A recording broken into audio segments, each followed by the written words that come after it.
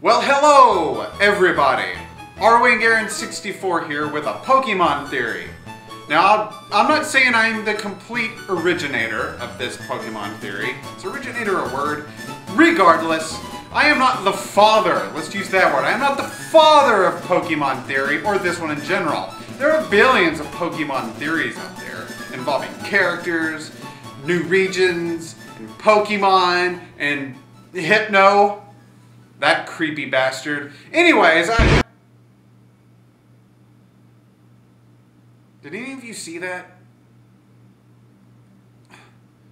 Feel somewhat of a presence here.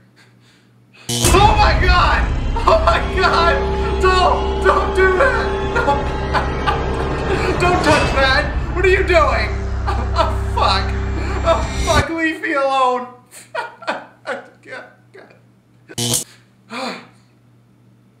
Oh, dude, fuck. I've been violated! His mind was inside me! He violated me with his mind! Anyways, on to the actual theory itself. Now, as I said before, I am not the complete father, I am not the origin of this particular theory, and as you can see by the title, that is Clefairy and the introduction of the fairy type. Now, I will give credit where credit is due. When I first saw this theory, it was on the channel Proto Mario, which if you have not seen, I highly recommend because he does tons of Pokemon theories out there and has really good ideas and takes on each theory he talks about.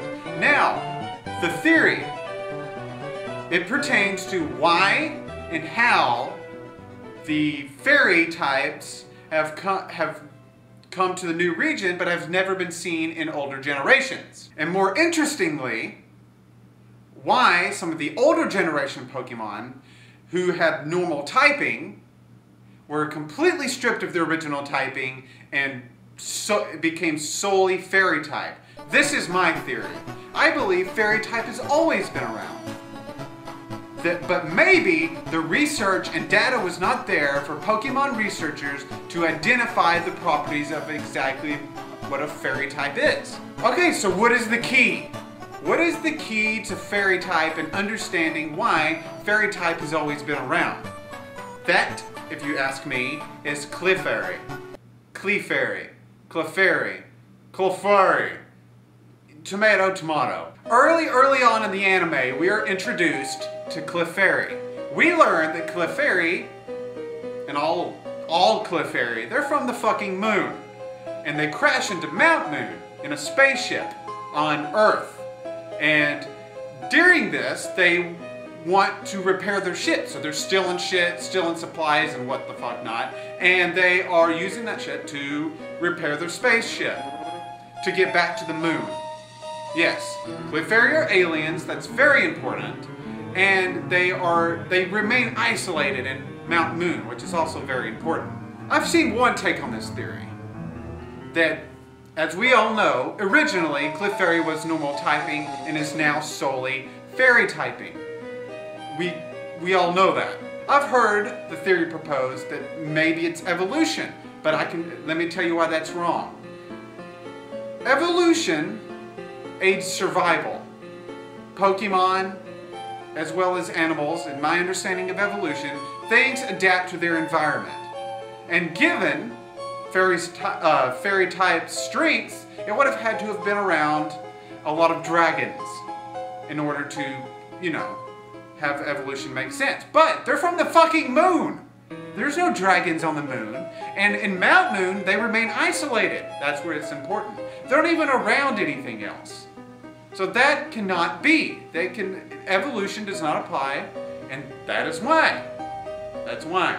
So now that some of my base elements are in place, let me tackle, to me, the closest to the truth, the closest theory to the appropriate data, and that would be Proto Mario's theory. That's the one here that I would like to add to and rearrange a bit. His theory was that because of the ultimate weapon and its use of, you know, moon radiation, that somehow these normal types absorbed that and changed.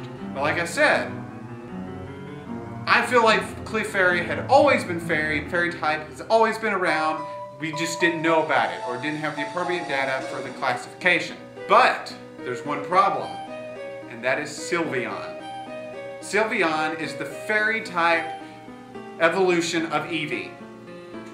Why, you may ask, that refutes the theory? So my theory with Eevee and Sylveon is that maybe Clefairy found a way to genetically inject that strain of DNA, and it lies dormant until an appropriate level of affection and kindness is introduced and it activates. Kindness and affection, their natural disposition.